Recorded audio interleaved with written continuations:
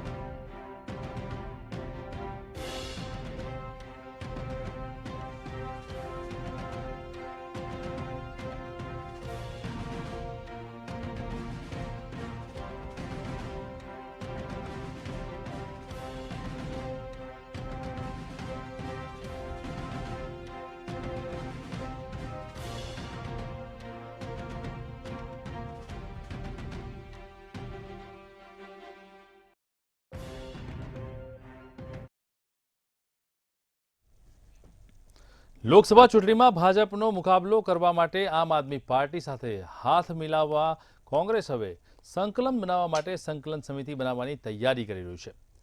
પાર્ટીને લાગે છે કે બેઠકોની વહેંચણી બાદ ચૂંટણીમાં વધુ સારું પ્રદર્શન કરવા માટે કોંગ્રેસ અને આમ આદમી પાર્ટી વચ્ચે નિયમિત તાલમેલ જોવા મળશે, જેથી કરીને ભાજપ સામે સુયોજિત વ્યૂહરચના ચલાવી શકાય।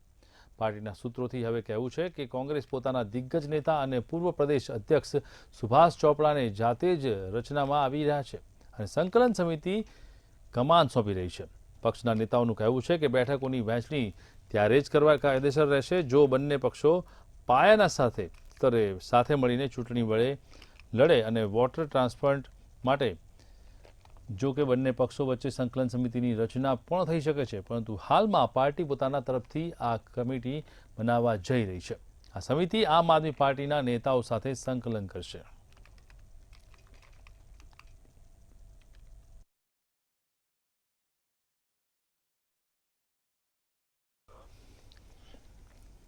વાત કરીએ સંદેશ ખાલીની ઘટનાને લઈને પશ્ચિમ બંગાળમાં મુખ્યમંત્રી મમતા બેનર્જીના નેતૃત્વ ધરાવતી ટીએમસી સરકારને સુપ્રીમ કોર્ટે તરફથી રાહત મળી નથી। બુધવારે આ કેસમાં ચોપ કોર્ટે તરત સુનાવણી કરી છે, જેની અંદર ખાસ કરીને સુનાવણી કરવાનો ઇનકાર કરી દીધો છે અને આખી ઘટના સંદેશ ખાલીના ઈડીના અધિકારીઓ પર હુમલો સાથે જોડાયેલી છે। સિનિયર વકીલ અભિષેક મનુ સંઘવીએ પશ્ચિમ બંગાળ સરકારની અરજી પર જલ્દી સુનાવણીની માંગ કરી હતી, જેના પર જસ્ટિસ સંજીવ ખન્નાની બંને સુનાવણી પર કોઈ આદેશ આપવાનો ઇનકાર કરી દીધો છે। અભિષેક મનુ સિંઘવીએ આ દરમિયાન ચીફ જસ્ટિસ પાસે જવા માટે કહેવામાં આવ્યું છે।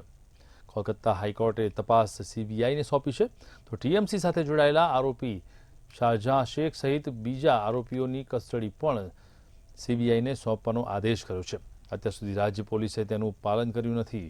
ચીફ જસ્ટિસ ચંદ્રચૂડે બંધારણીય પીઠમાં હોવાને કારણે આ ઘટના તેમની સામે મૂકવામાં આવી નથી।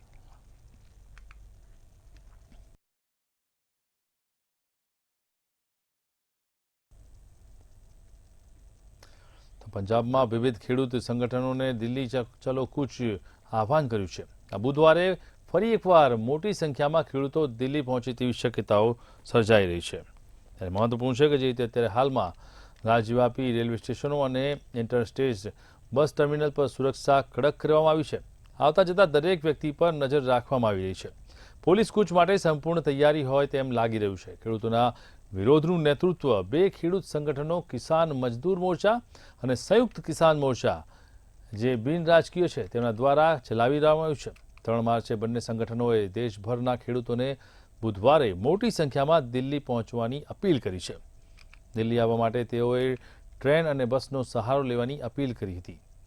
પ્રસ્તાવિત દેખાવોને કારણે દિલ્હી પોલીસે ટીકરી સીધી અને ગાઝીપુર સરહદો પર પણ સુરક્ષા વધારી છે।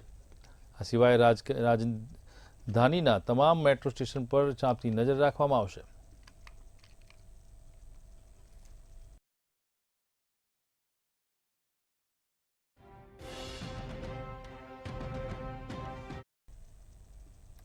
હિન્દ મહાસાગરમાં સ્થિત મજદૂર કરવા માટે વિરોધની ગતિવિધિઓ પર નજર રાખવા માટે ભારતીય નૌકાદળે લક્ષદ્વીપના મિનીકોપ ટાપુ સમૂહમાં INS જટાયુનું નવું બેઝ તૈયાર કર્યું છે। આજથી તેનું ઓપરેટિંગ શરૂ કરશે। કવરત્તી ખાતે INS ટાપુ સુરક્ષા બાદ લક્ષદ્વીપમાં INS જટાયુ ભારતનો બીજો નેવલ બેઝ હશે। વડાપ્રધાન નરેન્દ્ર મોદી અને મોરિશિયસના PMએ થોડા દિવસો પહેલા અહીં એરસ્ટ્રીપ અને સેન્ટ જેમ્સ બ્રિજનું ઉદ્ઘાટન કર્યું હતું। ત્યારબાદ હવે INS જટાયુ કાર્યરત થશે। લક્ષદ્વીપમાં નેવી બેઝના નિર્માણ પાછળ ભારતના સ્પષ્ટ ઉદ્દેશો છે કે ભારત અરબ સાગરમાં મોટી શક્તિ બનાવવા તરફ આગળ વધી રહ્યું છે। મલયાલમ અને સંસ્કૃતમાં લક્ષદ્વીપ નામનો અર્થ થાય છે કે 1 લાખ ટાપુ। આ ટાપુ કોચ્ચીથી લગભગ 440 કિલોમીટર દૂર સ્થિત છે અને 36 ટાપુઓનો ટાપુ સમૂહ છે। તેનો કુલ વિસ્તાર માત્ર 32 ચોરસ કિલોમીટર છે।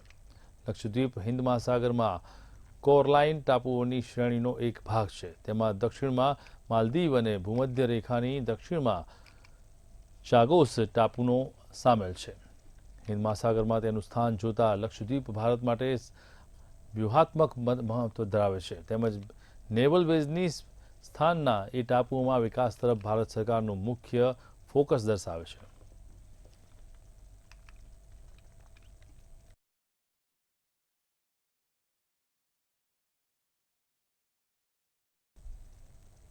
ઉત્તર પ્રદેશના ઇટાવા જિલ્લામાં ભગવાન શંકરના ભવ્ય મંદિરનું નિર્માણ થઈ રહ્યું છે। આ મંદિર અખિલેશ યાદવ બનાવી રહ્યા છે। સરકારની સામે લગભગ 10 વીઘામાં આ કેદારનાથ મંદિર ચાલુ કરાશે। કેદારેશ્વર મંદિર તૈયાર થઈ રહ્યું છે ત્યારે તેનું કામ ખૂબ જ ઝડપથી ચાલી રહ્યું છે। તેવી આશા છે કે આ મંદિર વર્ષ 2025માં તૈયાર થઈ જશે અને ભક્તો દર્શન માટે આવી શકશે। મંદિરના ગર્ભગૃહમાં સ્થાપિત થવાનો પથ્થર નેપાળથી લાવવામાં આવ્યો છે।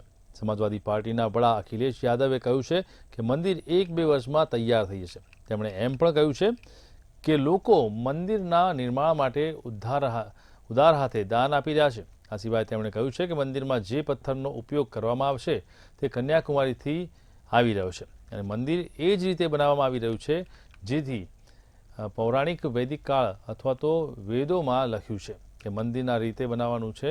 લોખંડ એ જ જૂના પથ્થરોનો ઉપયોગ કરીને મંદિર બનાવવામાં આવી રહ્યું છે।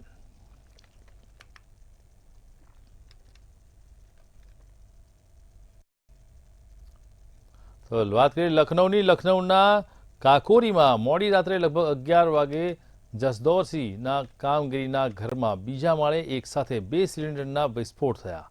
પરિવારના 5 સભ્યો જીવતા ભૂંજાઈ ગયા છે। આ વિસ્ફોટ એટલો જોરદાર હતો કે લોકોને દૂર દૂર સુધી તેનો અવાજ સંભળાયો હતો। ઘરની છત અને દિવાલો પણ ધરાશયી થઈ ગયા। વિસ્ફોટ એટલો ભયાનક હતો કે આસપાસના લોકો પણ ગભરાઈને ઘરની બહાર નીકળી ગયા હતા। મૃતકોના 50 વર્ષીય જરદોસી કારીગર મુશીર, તેમની પત્ની 45 વર્ષીય હુસ્નાબાનો, 7 વર્ષથી ભત્રીજા રૈયા, બનેવી અઝમતની પુત્રીઓ 4 વર્ષની હુમા અને 2 વર્ષની હિનાનો સમાવેશ થાય છે। આ દુર્ઘટનામાં વિસ્ફોટ બાદ ભયંકર આગ પણ ફાટી નીકળી હતી જેના લીધે 4 લોકો દાઝી ગયા હતા જેમને નજીકની હોસ્પિટલમાં દાખલ કરવામાં આવ્યા છે। પરિવારજનોના જણાવ્યા અનુસાર રૂમમાં શોર્ટ સર્કિટ થતાં આગ લાગી હતી જેમાં આગની લપેટમાં સિલિન્ડર પણ આવી ગયા હતા જેના કારણે આ ભયંકર વિસ્ફોટ થયો હતો।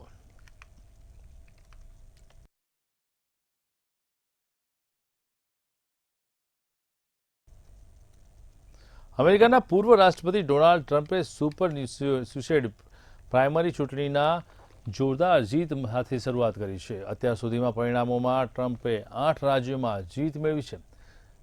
રિપોર્ટર્સમાં દાવો કર્યો છે કે ટ્રમ્પની લોકપ્રિયતાને જોતા તેઓ સુપર ટ્યુઝડેના રોજ આયોજિત 15 રાજ્યોની પ્રાથમિક ચૂંટણીમાં ક્લિપ સ્લીપ કરી શકશે.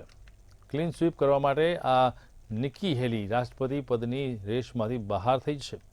નવેમ્બરમાં રાષ્ટ્રપતિ પદની ચૂંટણીમાં ટ્રમ્પનો સીધો મુકાબલો બાઇડન સાથે થઈ શકે છે. અમેરિકન મીડિયા અનુસાર ટ્રમ્પે અલબામા, અરકનસાસ, મેઇન, નોર્થ કેરોલિન અને ઓક્લાહોમ, ટેનેસી, ટેક્સાસ અને વર્જિનિયામાં જીત મેળવી છે. પોતાની જીત પર ટ્રમ્પે સોશિયલ મીડિયા પ્લેટફોર્મ પર મતદાતાઓનો આભાર પણ માન્યો છે. પ્રાથમિક ચૂંટણીમાં ડોનાલ્ડ ટ્રમ્પ 65 પોઈન્ટ સાથે આગળ છે. રાષ્ટ્રપતિ જો બાઇડન પણ ટ્રમ્પની 2 પોઈન્ટ પાછળ છે. એવું મનાય છે કે નવેમ્બરમાં યોજાનારી રાષ્ટ્રપતિની ચૂંટણીમાં જો બાઇડનનો સીધો મુકાબલો ડોનાલ્ડ ટ્રમ્પ સાથે લગભગ નિશ્ચિત છે.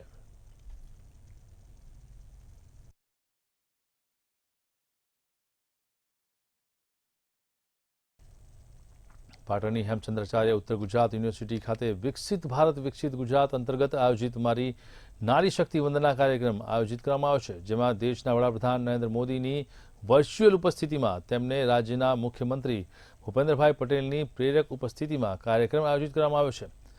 જેમાં વિકસિત ભારત વિકસિત ગુજરાત અંતર્ગત 13,000થી વધુ સ્વસહાય જૂથની 1,30,000થી વધુ મહિલાઓને 250 કરોડથી વધુની સહાય આપવામાં આવી છે.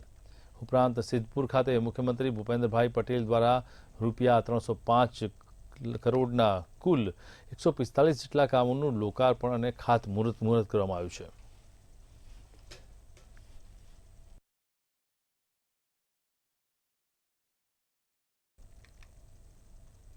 વડોદરામાં અંગ્રેજોએ આપેલું ડભોઈ નામને દર્ભાવતી નગરી કરવા માટે ઠરાવ કરવામાં આવ્યો છે.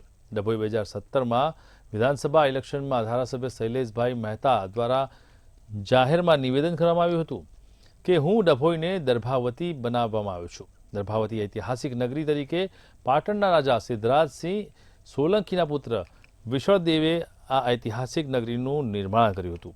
ત્યારે ધારાસભ્ય દ્વારા જે નિવેદનો આપવામાં આવ્યા હતા તેથી મુખ્યમંત્રીએ સુધી પહોંચાડી ડભોઈને દર્ભાવતી કરવા માટે સરકારમાં રજૂઆત કરવામાં આવશે.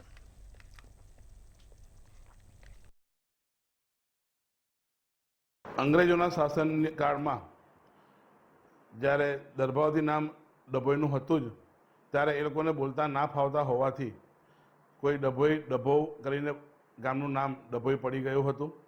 જે ધારાસભ્ય શ્રી 2017માં આવ્યા પછી ધારાસભ્યની દર્ભાવતી કરવાની ઈચ્છા જે આખી છે ને કામગીરી જે થઈ રહી છે એના અનુસંધાને આજે ગતરોજ સમગ્ર સભામાં આ ઠરાવ સર્વાનુમતે પસાર કરવામાં આવ્યો છે.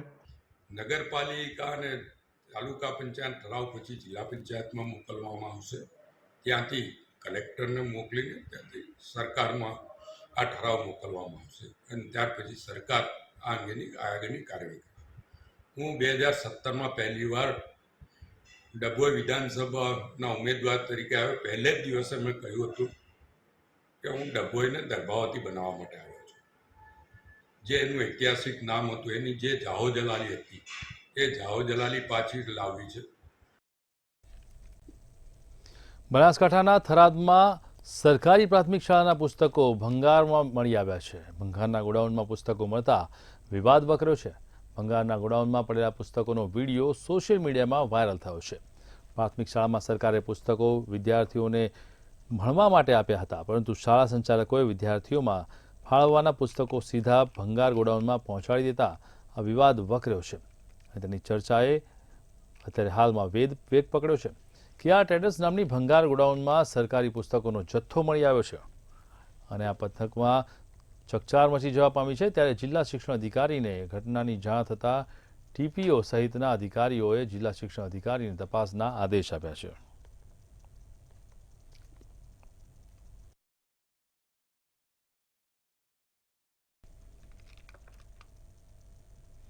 બનાસકાંઠાની સણાદર બનાસ ડેરીના પ્લાન્ટ ખાતે કેન્દ્રીય મંત્રી ગજેન્દ્ર શેખાવતને અત્યારે હાલમાં ડેરીના મંત્રીઓ અને ખેડૂતો સાથે સંવાદ કર્યો છે. સાથે જ લોકસભાની ચૂંટણીને લઈને રાજ્યની સ્થિતિની વાત કરવામાં આવી છે. તો રાજસ્થાનમાં 5 લાખ મતોથી વધુની લીડરની ચૂંટણી જીતાશે. લોકસભા ચૂંટણીને લઈને સહકારી માળખાઓને પણ ભાજપ દ્વારા મજબૂત કરી ચૂંટણી લડવા માટે લક્ષ્યાંક નક્કી કરવામાં આવ્યો છે.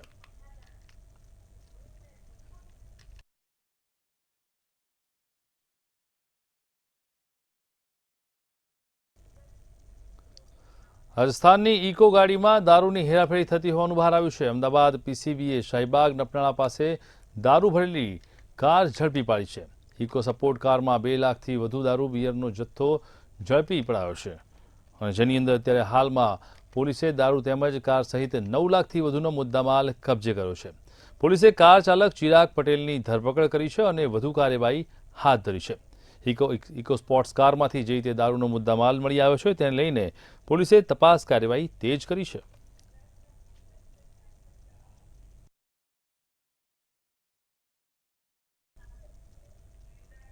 તો વાત કરીએ મેઘમણી ક્રોપ ન્યુટ્રિશન લિમિટેડ દ્વારા મેઘમણી નેનો યુરિયા ખાતરમાં પ્લાન્ટની શરૂઆત કરવામાં આવી છે. સાણંદ છારોડી ગામે આવેલી કંપનીના પ્લાન્ટ ખાતે ઇફકો કંપનીના ચેરમેન દિલીપ સંઘાણી દ્વારા પ્લાન્ટનું ઉદ્ઘાટન કરવામાં આવ્યું હતું. નેનો યુરિયા પ્રવાહી ખાતર ટેકનોલોજી માટે સહકારી કંપની ઇફકો સાથે ટેકનોલોજી કરાર થયો છે. મેઘમણી ક્રોપ ન્યુટ્રિશન લિમિટેડ ગુજરાતમાં દર વર્ષે 5 કરોડ નેનો યુરિયા બોટલ 500 મિલીની ક્ષમતા ધરાવતો પ્લાન્ટ બનાવવા માટે આવશે અને 150 કરોડ અને ખાતરની વધતી જતી જરૂરિયાતોને પહોંચી વળવા આગામી વર્ષોમાં ન્યુટ્રિશન સેગમેન્ટમાં વધુ પ્રોડક્શન લાવશે. મેઘમણી નેનો યુરિયા પર્યાવરણ માટે સલામત છે તેમજ ઉત્પાદનની ઉપજ અને ગુણવત્તામાં વધારો કરે છે. આજે મેઘમણી દ્વારા નેનો યુરિયાની ફેક્ટરીનું ઉદ્ઘાટન કરવામાં આવ્યું. નેનો યુરિયા દુનિયામાં સૌપ્રથમ ઇફકોએ સંશોધન કર્યું. અનેક પ્રયોગો પછી અને લાંબા સમયે એને મંજૂરી મળી. એ ટેકનોલોજી મેઘમણી ગ્રુપે ઇફકો પાસેથી લઈને એની શરૂઆત આજે કરી છે. કેન્દ્ર સરકાર નેનો યુરિયાના વપરાશ માટે ખૂબ આગ્રહ કર્યો, જે ચાહે પ્રધાનમંત્રી હો, ફર્ટિલાઇઝર મંત્રી હો યા સહકાર મંત્રી. મેઘમણી પરિવાર માટે આજે સોનાનો દિવસ છે, કારણ કે આ પરિવાર તો એક ખેડૂત પરિવારમાંથી ઊભો થયેલી સંસ્થા છે. ત્યારે ખેતી માટે અને ખેડૂતો માટે કાંઈક કરવું એ જ અમારો ઉદ્દેશ, અને એ ઉદ્દેશને પાર પાડવામાં નેનો યુરિયાની ટેકનોલોજી અમને ઇફકોએ પૂરી પાડી. એનો પહેલો પ્લાન્ટ આજે નેનો યુરિયાનો આજે ઓપનિંગ થયું અને ત્યાં આવતા સમયમાં નેનો ડીએપી અને નેનોના ઘણા બધા બીજા પ્રોડક્ટ એગ્રીકલ્ચર માટે બનશે કે જેના થકી આપણી જમીનની ફળદ્રુપતા જે અત્યારે દિવસે ને દિવસે બગડે છે એ બગડતી બંધ થશે. પાલનપુર પાલિકાની સાધારણ સભા 7 માર્ચે યોજાવાની છે, જેને લઈને નગરપાલિકાના સત્તાધીશોએ કર્મચારીઓની 4 ટીમો બનાવી 42 સભ્યોને રાત્રિના 12 કલાકે એજન્ડા આપ્યા હતા. ત્યારે 7 માર્ચે યોજાનારી સાધારણ સભાને રદ કરવાની વિપક્ષે માંગણી કરી હતી. આરએમસી ગાંધીનગર કલેક્ટર અને ચીફ ઓફિસરને સાધારણ સભામાં રદ કરવાની લેખિતમાં માંગ કરી છે. તેમજ વિપક્ષ નેતાઓને જણાવ્યું હતું કે કારોબારીની બેઠક થતાં પહેલાં પાલિકાના સત્તાધીશોએ એજન્ડા બહાર પાડી દીધો હતો અને 1 માર્ચે કારોબારી બેઠક યોજાઈ હતી, જ્યારે 28 ફેબ્રુઆરીએ એજન્ડા સભ્યોએ આપી દેવામાં આવ્યો છે. તેમજ ગઈકાલે સાધારણ સભાની દરખાસ્ત ફરીથી તૈયાર કરી રાત્રે તમામ સભ્યોને એજન્ડા આપવામાં આવ્યો છે.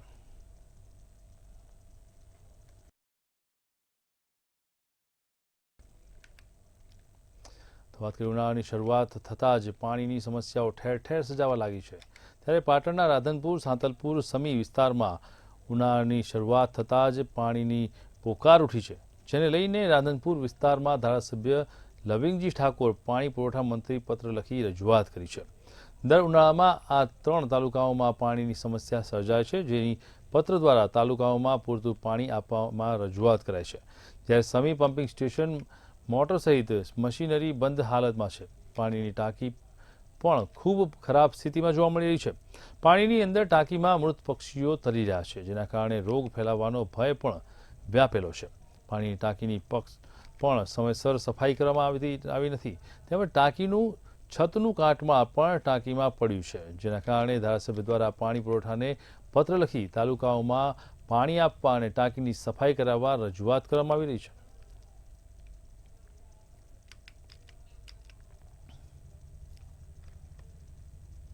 બનાસકાંઠાના પાલનપુર આરટીઓ સર્કલ નજીક રેલવે ટ્રેક પર વ્યાજખોરોના ત્રાસથી એક યુવકે આપઘાતનો પ્રયાસ કર્યો, જેની ઘટના સામે આવી છે. ટ્રેન નીચે પડતું મૂકી અને યુવકે આપઘાત કરવાનો પ્રયાસ કરતા યુવકનો બચી ગયો, પરંતુ યુવકના 2 પગ કપાઈ ગયા છે. યુવકની ગંભીર સ્થિતિ થતાં સારવાર અર્થે પાલનપુરની સિવિલ હોસ્પિટલમાં ખસેડવામાં આવ્યો છે. વ્યાજખોરોના ત્રાસથી 1 માસની ઘરેથી ગુમ થયેલા આપઘાતનો પ્રયાસ કરવા પરિવાર વ્યાજખોર સામે કડક કાર્યવાહી કરવા માંગ કરી છે.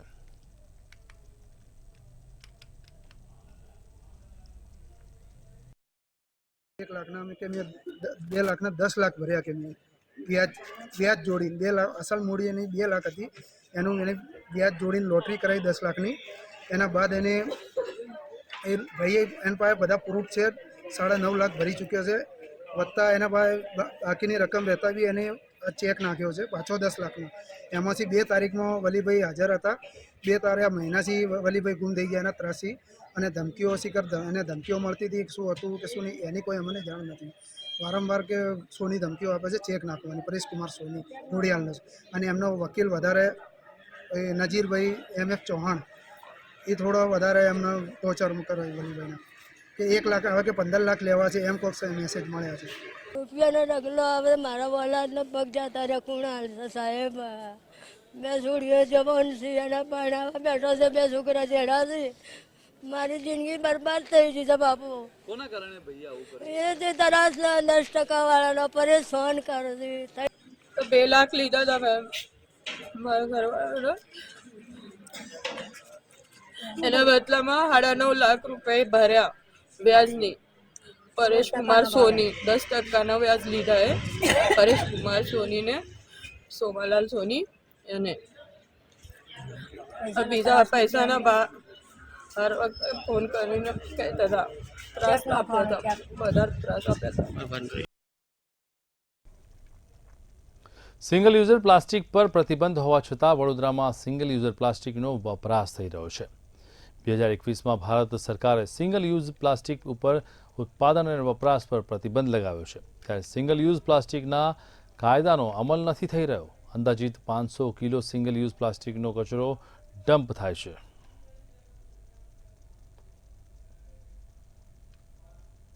વડોદરા શહેરમાં સિંગલ યુઝ પ્લાસ્ટિકનો બેન અનેક વખત થયો છે.